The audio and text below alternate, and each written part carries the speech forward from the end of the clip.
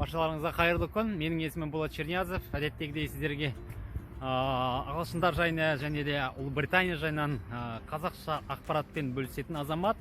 Қазіргі күнде Ұлыбританияның Лидс деген қаласында тұрып жатырмын. Отбасыммен көшіп келдім.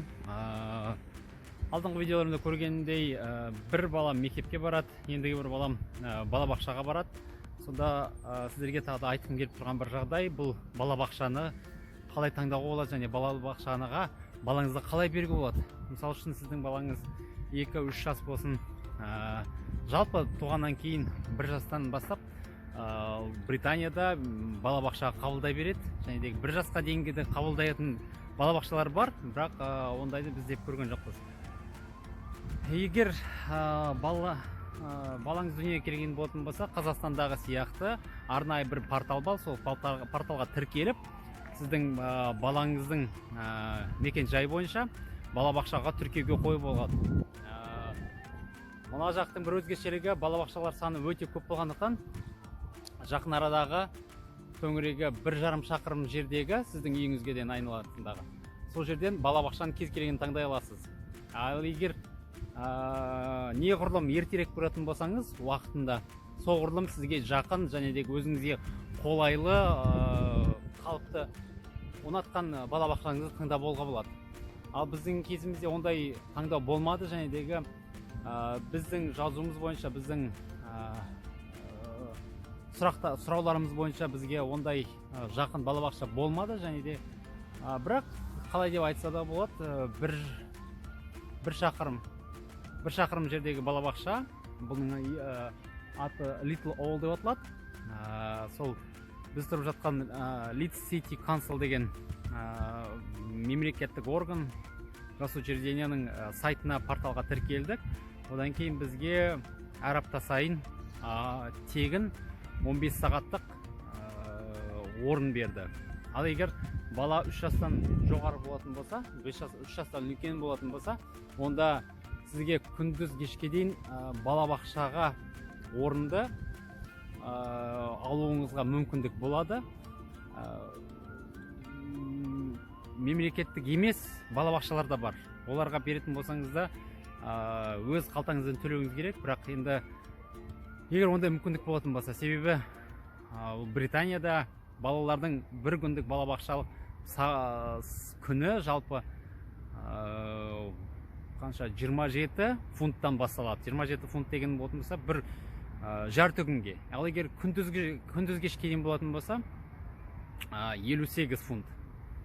58 фунтыңыз қазіргі мен санағанда шамалы 27-28 мың теңгенің көлемінде бір күніне.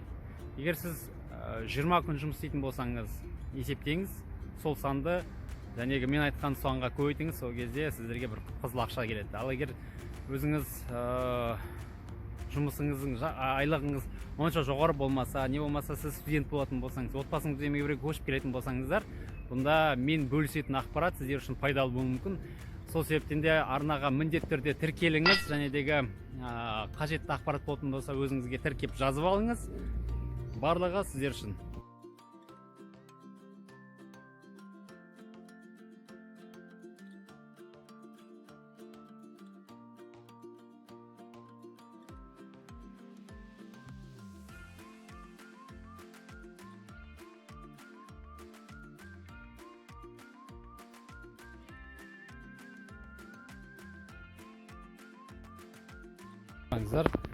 Мектепке кіре беретін аула есік алды осындай. Жалпы балабақшаның өзі, кешірім сұраймын, балабақшаның өзі үлкен емес, шағын. Мынандай өзінің символикасы бар. Қош келдіңіздер деп тұр. Мына жерден бір жазуын көрген едім мен. Мына жерде керекті ақпараттар, Tapestry деген бұл арнайы біздегі қосымша сияқылды, мектептегі балаларда күнделік деген бар ғой, сол сияқылды бұнда Tapestry деп аталады. Сол Tapestry'ға балаңыз не істеді, не қылды бүгін, бояса, сырласа да, күлсе де, жазса да, жыласа да, қандай ойын ойнады, соның барлығын тіркеп жазып қояды. Мынау 3-4 жастағы балалардың не істеу керек, соны жазып қойған. Одан басқа биылғы қыста өздеріңізге білесіздер ме білмейсіздер ме, ақпарат болсын, жалпы қыс жұмсақ болды, бірақ егер жұмсақ болмай қатты қыс болған кезде адамдардың жылытатын орындары жайында мағлұмат беріп отыр. Онда Leeds Gulf UK дейді. Бұл сайттан қандай жерлерде ыстық шайлармен және дегі жылы орындар бар екенін тауып алуға болатын. Онда кітапханалар көрсетілген, жалпы халықтық музейлер ашық болды. Қыс бойы егер түнде адам қатпас үшін басқа барар жер болмаса, сол жерге барып жылынуға болатын болды. Міне қараңыздар, жалпы балабақшаның іші осындай.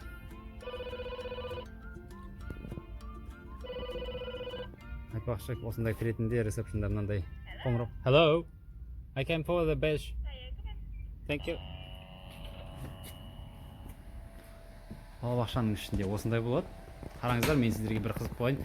Баланы алғашында алып келген кезде бізден сұрады, қай мемлекеттенсіздер деп. Сол кезде біз айттық, Қазақстан деп. Ол қай жерден дейді. Мен айттым, 9-шы әлемдегі үлкен мемлекет, қарап алыңыздар деп картадан. Сонда ерінбей жалпы картаны тапқан, одан қойған. Қараңыздар, мына балабақшада 21 тілде сөйлейтін ұлт өкілдерінің балалары бар екен. Орыс, мен көп елдерді жұрттарды білмейді екен, бірақ мен үшін бұл өте бір таңсық және дегі өте көзіме бір оттай басылған дүние болды.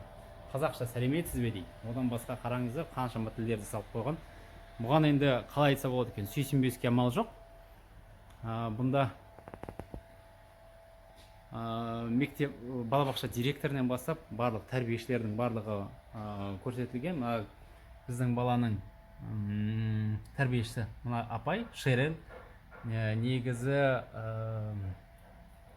Усейн Болт деген атақты ямайкалық жүгіруден рекордсмен, бүкіл титулдарды жеңіп алған азаматтың мемлекетінен шыққан мына кісі Шерел деген. Одан басқа Антонелла, бұл кісі итальяндық, тағы Кусам деген кісі, бұл индиялық, Суку деген бұл индонезиялық.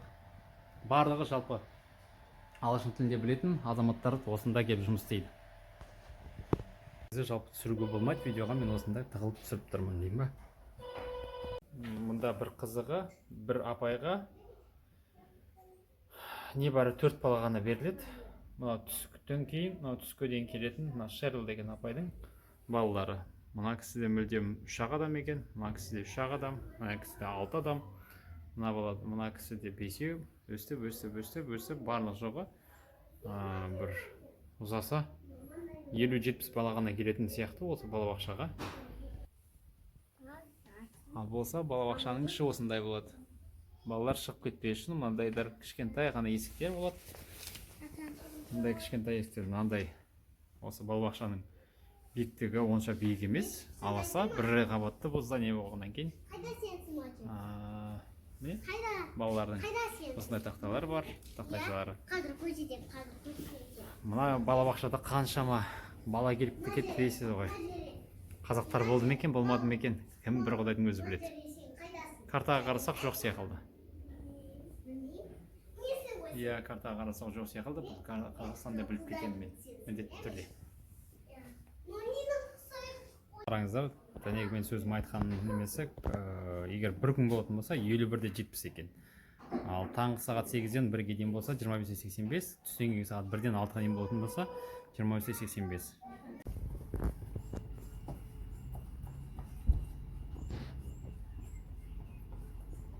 Сондықтан осылай балабақшаға келеміз, балабақшадан кетеміз. Мына жерде өзінің кішігірім кухнясы бар.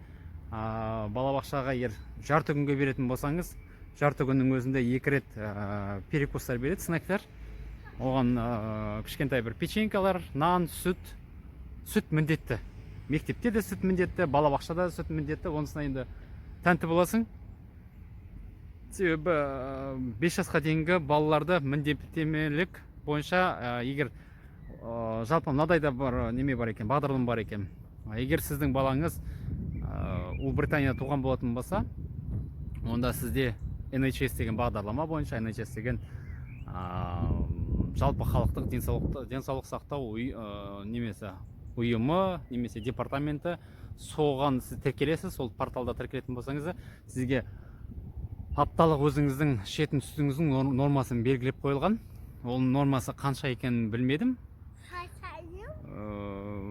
Бір бала үшін сол балаға сіз өзіңіздің сүтіңізді аласыз.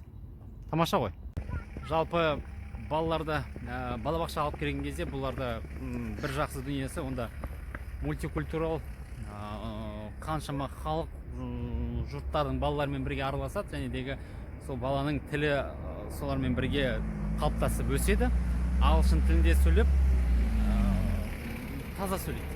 Акцентсіз, біз сияқылды бәрі қанша айтсаңыз да, бізде көбінесе кітаптардың барлығы орыс тілді болды.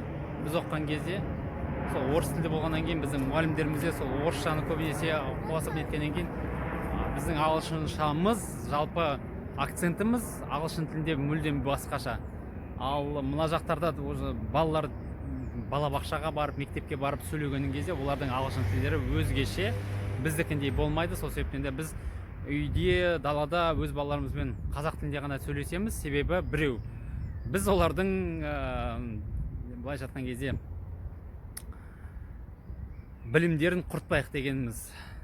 Себебі оландай ағылшындармен араласып, ағылшын тілінде сөйлесіп, солардың таза тілдерін білсін. Себебі жалпы тіл білгеннің өзі бір керемет дүние. Мен өзім 22 жасымда Испанияға бардым, Испанияда оқуға бардым. Сол Испанияда оқуда болған кезде испан тілін, жалпы каталан тілін сол арада меңгердім. Сол арада меңгергеннің арқасында мен әлі күнге шейін сол базам бар. Егер мен қазіргі күнде кез келген испан азаматтарымен жалпы таза сөйлей аламын, солардың таңғалып сұрағандарда ол айтады, сіз қайдан білдіңіз десеңіз, ол таза сол ортада оқығандықтан. Ұлыбританияда осындай жәшіктер өте көп. Royal Mail дейді, бұл корольдік пошта деген сөз. Елизавета екіншінің ханшайымның өзінің мөрі. Қай күндер алып кетеді? Дүйсенбіден жұмаға дейінгі сағат 9-да. Ал сенбі күндері таңғы сағат 7-де осы пошта жәшігін ашып адамдар алып кетеді. Міне, Ұлыбритания деген осындай болады. Ұлыбританиядағы бүгін күн ерекше жылы болып тұр. Наурыз айының 17-ші жұлдызы. Сондай тамаша бір жылы мен жаңбыр жоқ. Ерекше болып тұр. Далаға шығып жүгіргім келеді. Бізде осындай күндер бір Астанада көбінесе бір маусым айындарында болып қалатын еді. Осындай ауа райында шығып бәйтеректің жанында қыдырып қайтатындай. Бала күнімізде кітаптан оқитынбыз. Алдында бір жолдас балаларым айтқандай, осындай бала күнде кітаптардан көріп, кітаптың сыртқы беттерінен армандап отыратын Ұлыбритания, Англия деген жалпы осындай. Принцесса Диана, кішкентай Чарльздың балалары, принцтардың өмірлері деген барлығы осы мемлекетте. Сол әлі күнге шейін, қазіргі күнге шейін жалпы бүкіл халықты өздеріне, халықтың назарын өздерінде ұстап отырған Гарри мен Уильямс принцтері осындай елде, осындай жерде өмір сүріп келе жатыр. Осындай жерде олардың балалары тәрбиеленіп келе жатыр. Қалай десеңізде де Ұлыбритания үлкен империя болған.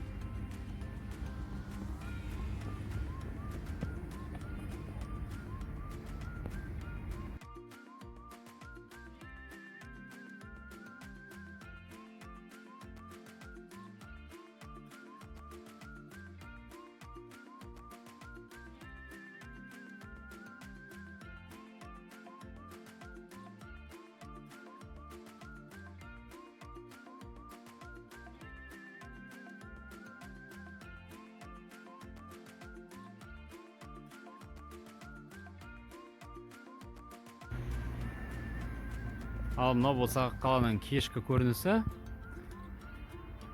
Кешкі сағат 7 кезі болды. Күн батып келе жатыр. Мына жерде жақын арада құрылыс алаңы жүріп жатыр.